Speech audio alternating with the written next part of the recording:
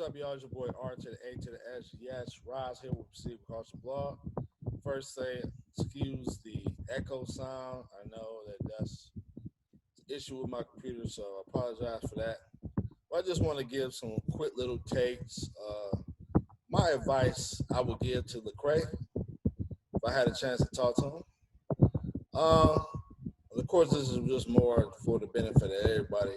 Get a little dialogue going. Yes, I am going to review Lecrae new album. Just merely a matter of time. So, but I had some time, free time. My boss let me off a little bit earlier today, so I thought I'd get in a little quick video. Number one, what I would say if I was to talk to Lecrae, I would say that know the person who's interviewing. I've seen many Vlad TV interviews, and the man is good at what he does. I've seen him get people to say things they didn't really want to say. I remember I saw an interview with a guy who's plugging his book, and he didn't want to talk about certain things and go into detail. He just like read the book. So what did Vlad do? Vlad read from the book the questions he was asking him about. So instead of you, okay, dang, I wanna hear this answer. Well, I gotta read the book. He was like, okay, since you don't want to answer this question, let me just read a little bit from the book. And I was like, wow, really? You really are tricky. So I would say number one, I would say no, the person interviewing. Number two, you can set the limits on questions asked, questions not asked. You can discuss that at the beginning of the interview. You can say, you know what, certain topics, I don't think it would be really helpful to talk about homosexuality. The answer that I may give, like he used the term nuance, there's a lot of nuances to homosexuality, and I don't really want to discuss that issue. Case closed. What is he gonna do? You're like, well, I'm gonna ask anyway. You can be like, okay, the interview is over with now. They need you. You don't need them. So you set the limits. I've seen Nas interviews where he's shut down. I remember this Narwhal interview where Narwhal was trying to flame up the whole thing between Jay-Z and Nas. And Nas was like, no, man, this interview's over with. We're not discussing that. That's the past. And Narwhal kept pushing it, kept pushing it. So Nas got mad and ended the interview. Bottom line is the Lecrae's in control of these interviews. They want him. So you can set the parameters. You know what? I don't want to talk about this issue. Let's talk about this issue.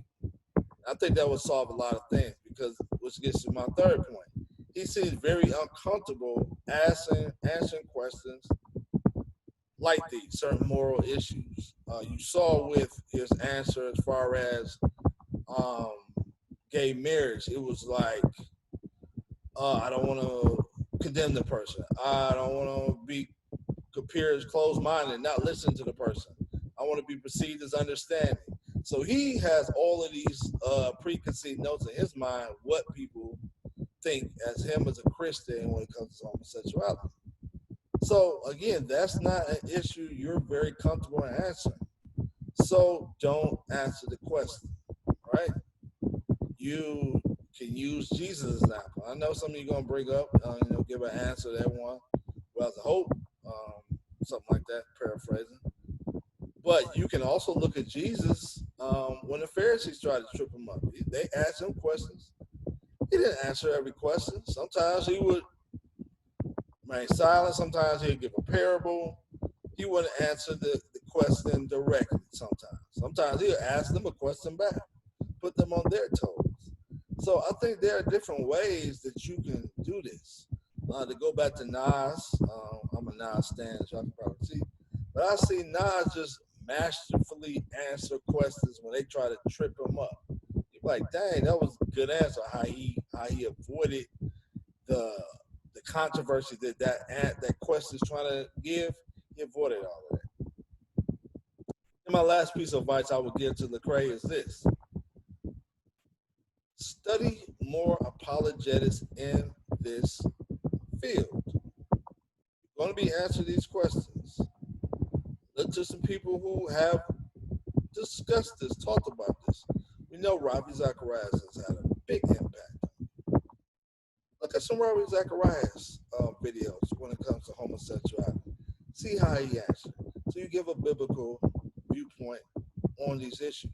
I think this will avoid a lot of controversy, a lot of the perception that he really gave some non-answers. He wasn't really engaging his the questions. A lot of that can be avoided. I think if he took these steps in learning how to deal with people who ask difficult questions and being more prepared. So that's my thoughts. Love to hear yours. Proceed with Caution Blog. Skip Bayless Suts, and I'm out.